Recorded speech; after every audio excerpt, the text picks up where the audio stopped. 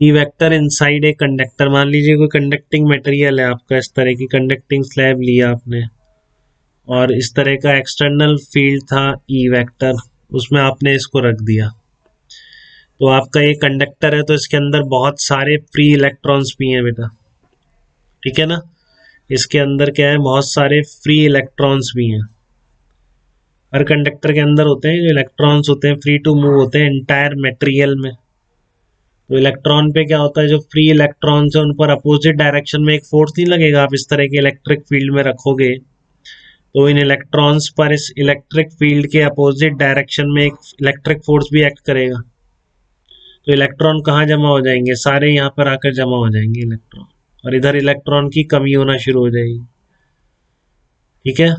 तो एक तो ध्यान रखिए, कंडक्टर के पास कभी भी इलेक्ट्रॉन्स खत्म नहीं होते हैं। ये इलेक्ट्रॉन तब तक चलते रहेंगे जब तक कि किसी भी इलेक्ट्रॉन पर लगने वाला नेट फोर्स जीरो नहीं हो जाता। अब फोर्स जीरो कैसे होगा, देखो आप, ये नया फील्ड नहीं बन गया क्या, चार्ज इस तरह से सेपरेट हो गए, तो ये आपका एक इंड्यूस्ड इलेक्ट्रिक फील्ड अंदर बन नहीं गया। इसकी वजह से प्लस और माइनस चार्ज की वजह से, इंड्यूस इलेक्ट्रिक फील्ड नहीं बोलना चाहिए, एक इलेक्ट्रिक फील्ड डेवलप हो गया अंदर, ठीक है।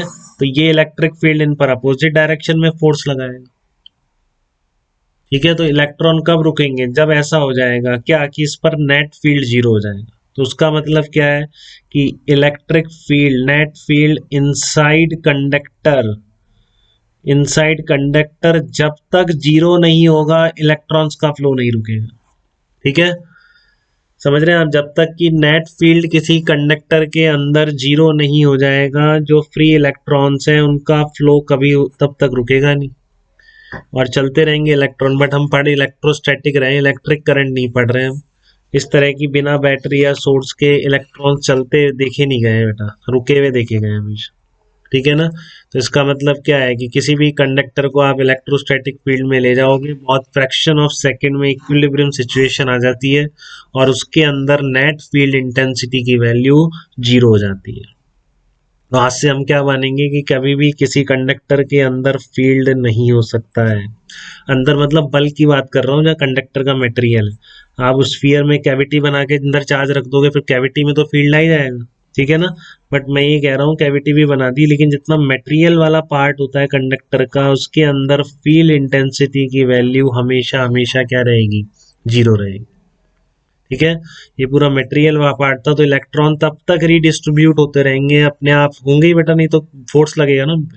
वो कब रुकेंगे जाके, जब net field inside the conductor zero हो जाएगा।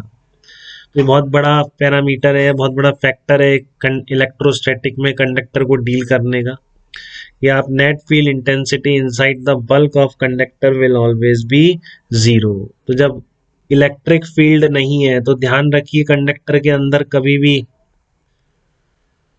इलेक्ट्रिक फील्ड लाइंस भी आप शो नहीं करेंगे, ठीक है ना। कंडक्टर के अंदर कभी भी इलेक्ट्रिक फील्ड लाइंस भी शो नहीं करेंगे। और एक चीज और कि कंडक्टर की सरफेस पर जो फील्ड इंटेंसिटी होगी that will always be perpendicular to the surface, ठीक है ना। अगर ये कंडक्टर है, आपने इसको चार्ज दिया, तो इसकी जो फील्ड इंटेंसिटी होगी that is always perpendicular to surface, क्योंकि क्या है, कंडक्टर की जो पूरी सरफेस है वो इक्वी पोटेंशियल है, ठीक है ना। इक्वी पोटेंशियल से मत जाओ, आप ऐसा करो कि मान लो अगर इसके अंदर कोई टेंजेंशियल डायरेक्शन में फोर्स आ गया सरफेस पर, इलेक्ट्रिक फील्ड का कोई कंपोनेंट आ जाता है, तो फिर इलेक्ट्रॉन मूव करने लग जाएंगे ना बेटा। सरफेस के अलोंग की क्या होगी, मोशन स्टार्ट हो जाएगी। अगर इलेक्ट्रिक फील्ड का कोई कंपोनेंट आ गया तो सरफेस के अलोंग वो मोशन स्टार्ट हो जाएगी इलेक्ट्रॉन्स की। बट इलेक्ट्रोस्टैटिक में या फिर किसी कंडक्टर को फील्ड में रखने पर सरफेस पर ऐसी मूवमेंट ऑफ इलेक्ट्रॉन्स कभी भी नहीं देखी गई है बेटा, ठीक है ना। तो इसलिए मैं क्या बोलूंगा कि field intensity E vector will always be perpendicular to the surface, मतलब कंडक्टर के अंदर फील्ड हो नहीं सकता और सरफेस पर जो फील्ड होगा वो हमेशा सरफेस के क्या होगा, परपेंडिकुलर होगा। ये दो बातें कंडक्टर के बारे में आप कभी नहीं भूलेंगे।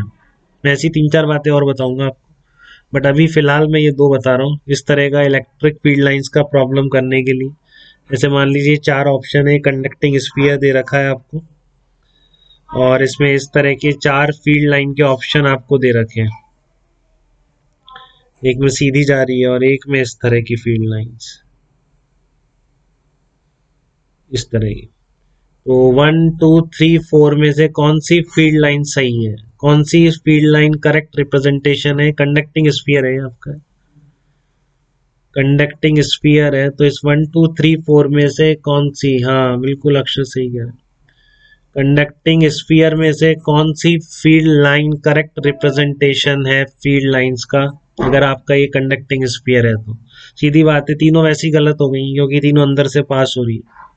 ये वाली सही है क्योंकि ये कैसी है, रेडियल भी है, क्योंकि सेंटर मान लो यहाँ पर है, तो ये सरफेस के नॉर्मल डायरेक्शन में भी है और अंदर से भी पास नहीं हो रही। बात आ रही है समझ में? तो इन चारों फील्ड लाइंस के ऑप्शन अगर मैं दे दूं तो कौन सी फील्ड लाइन सही है? Only 4 is the correct representation of field line. ठीक है, only 4 is correct representation of field line, correct representation of field line. ठीक है ना, केवल फोर्थ वाली जो फील्ड लाइन है that is the correct representation of field line है, बाकी सब गलत है इसमें। ठीक है, 1 2 3 ऑप्शन एब्सोल्युटली रॉन्ग है, फील्ड लाइन अंदर जा ही नहीं सकती। और ये भी गलत है, मान लो अंदर नहीं भेजते स्ट्रेट लाइन को, अगर ऐसी कर देता तब भी ये गलत हो जाती, क्योंकि ये यहाँ रेडियल नहीं है, सरफेस के नॉर्मल होनी चाहिए, ये कहाँ नॉर्मल है, तो इसलिए ये ऑप्शन भी गलत हो जाता। ठीक है, तो इस तरह से कंडक्टर के अंदर फील्ड लाइन नहीं बनाएंगे हम, क्योंकि फील्ड नहीं होता है। और दूसरा ध्यान रखेंगे, सरफेस के हमेशा फील्ड इंटेंसिटी की डायरेक्शन सरफेस के हमेशा क्या होगी, परपेंडिकुलर होगी।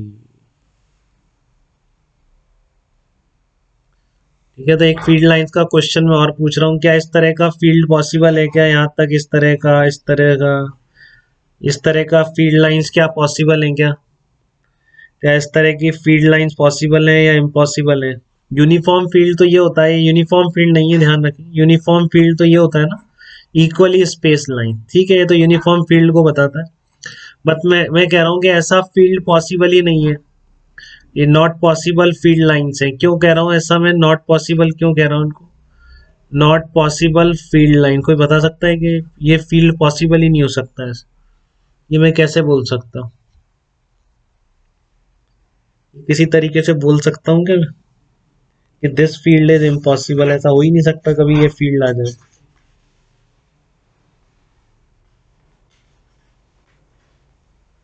बताइए बेटा,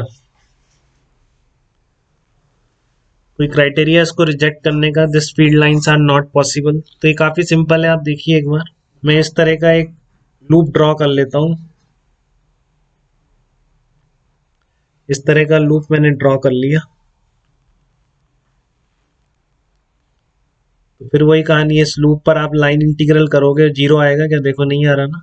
इस लूप पर आप लाइन इंटीग्रल ड्रॉ करो, और आपको पता है इलेक्ट्रिक फील्ड का लाइन इंटीग्रल क्लोज लूप पे इलेक्ट्रोस्टैटिक फील्ड का जीरो होना चाहिए। आती की बात नहीं समझ में आपको? बात हुई थी ना, ए से लेकर वापस किसी में आप लूप में घूम के वापस उसी पॉइंट पर आ गए, तो पोटेंशियल डिफरेंस वही होना चाहिए, पोटेंशियल। तो V A minus V B क्या होता है, 2 पॉइंट का, B to A E vector dot D L vector, वापिस ए बी सेम पॉइंट हो गए, तो ये तो जीरो हो जाएगा। तो इसका मतलब क्या है, ये लूप पर लाइन इंटीग्रल हमेशा जीरो होगा इलेक्ट्रोस्टैटिक फील्ड। या तो आप इसको ऐसे कह दीजिए, या फिर वर्क डन कह दीजिए कि क्लोज लूप में work done by electric field must be zero, electrostatic field. तो क्यू चार्ज को टोटल वर्क डन लूप पे कितना होगा, Q E vector dot D L vector, this must be zero. तो ये क्या इंप्लाई कर रहा है कि E vector dot D L vector equal to zero. ध्यान ही नहीं आता है, वो बताता रहता है और हमें समझ ही नहीं आता क्या कर दिया उसने। ठीक है, तो इसको थोड़ा सा ध्यान रखें कि किसी भी क्लोज लूप के ऊपर इलेक्ट्रिक फील्ड इंटेंसिटी का line integral must be equal to zero. आप इस लाइन इंटीग्रल को कर रहे हो, अब ये जीरो नहीं आ रहा, देखो यहाँ पे, क्यों? क्योंकि ये तो 90 डिग्री वाला हो गया, ये तो 90 डिग्री हो गया इससे, तो यहाँ तो वैसे ही जीरो, यहाँ जीरो, यहाँ पर फील्ड और यहाँ पे फील्ड सेम है ही नहीं, तो ये लाइन इंटीग्रल क्या होगा, जीरो नहीं आएगा। तो ये क्या इंप्लाई कर रहा है, यहाँ पर इलेक्ट्रिक फील्ड का line integral A B C D close loop पे जीरो के बराबर नहीं है, तो इसलिए आप बोलोगे hence such field not possible, hence such field not possible, इस तरह का फील्ड होना पॉसिबल ही नहीं है, क्योंकि यहाँ पर क्लोज लूप पे लाइन इंटीग्रल जीरो नहीं आ रहा, और कभी ऐसा हो जाए तो वो इलेक्ट्रोस्टैटिक फील्ड नहीं हो सकता बेटा। ठीक है, तो इस तरह से आप फील्ड लाइंस में और अंदर कंडक्टर के हो नहीं सकती, इस तरह से आप कुछ सोच सकते हैं कि ये फील्ड लाइन पॉसिबल है नहीं। ठीक है, लाइन इंटीग्रल हमेशा ध्यान रखेंगे, line integral on close loop of field intensity must be equal to zero, क्योंकि टोटल वर्क डन जीरो है ना क्लोज लूप में। पर ध्यान रखें इलेक्ट्रोस्टैटिक फील्ड के लिए कह रहा हूँ मैं, जनरल इलेक्ट्रिक फील्ड यूज करना भी गलत है यहाँ पर, क्योंकि इंड्यूस इलेक्ट्रिक फील्ड में ये वाला इंटीग्रल जीरो नहीं होता है बेटा। इसी से हम इंड्यूस इलेक्ट्रिक फील्ड की वैल्यू निकालेंगे जब ईएमआई पढ़ेंगे। ठीक है, तो वहां पर ये कहना गलत हो जाता है कि हमेशा कि इसलिए कि line integral of electric field of any electric field is zero, तो एनी वर्ड लग जाएगा तो फिर वो ट्रू नहीं होगा स्टेटमेंट। केवल इलेक्ट्रोस्टैटिक फील्ड का लाइन इंटीग्रल जीरो होगा। इंड्यूस इलेक्ट्रिक फील्ड जब पढ़ेंगे तो वहां पर ये नॉन जीरो होगा, वो अपने आप ही देख लेंगे आप, क्योंकि इसी लाइन इंटीग्रल की वैल्यू याद रखेंगे। ठीक है, बट अगर इलेक्ट्रोस्टैटिक फील्ड मतलब electric field produce due to charge particles, और इंड्यूस्ड इलेक्ट्रिक फील्ड मतलब electric field produce due to changing magnetic field. वो हमारा ईएमआई का मेन टॉपिक रहेगा, इंड्यूस्ड इलेक्ट्रिक फील्ड। बट अभी जब तक हम चार्ज पार्टिकल्स के इलेक्ट्रिक फील्ड की बात करेंगे तब तक जो आपका लाइन इंटीग्रल होगा क्लोज लूप पे, that must be equal to zero. Such field lines are not possible, क्योंकि इसमें लूप पर इंटीग्रल जीरो नहीं आ रहा है। क्यों, बी से सी तक तो देखो डॉट प्रोडक्ट से जीरो हो गया इसमें, तो यहाँ पर और यहाँ पर अगर फील्ड सेम नहीं हुआ तो ये सम जीरो आएगा ही नहीं ना। ठीक है ना, यहाँ से यहाँ तक अगर फील्ड सेम नहीं हुआ तो फिर ये सम जीरो आएगा ही नहीं, तो इसलिए such field lines are not possible. और यूनिफॉर्म फील्ड में क्या होता है, यूनिफॉर्म फील्ड में ऐसा लूप बनाओगे जितना फील्ड यहाँ पे उतना ही फील्ड नीचे, तो कैंसिल आउट होगा, क्योंकि यहाँ पर E dot D L positive ले रहे हो तो यहाँ पे ई डॉट डी एल क्या आएगा, नेगेटिव आ जाएगा। क्लियर है आपको ये चीज बिल्कुल भी, क्यों कह रहा हूँ ऐसा? कोई डाउट बेटा किसी को तो पूछिए।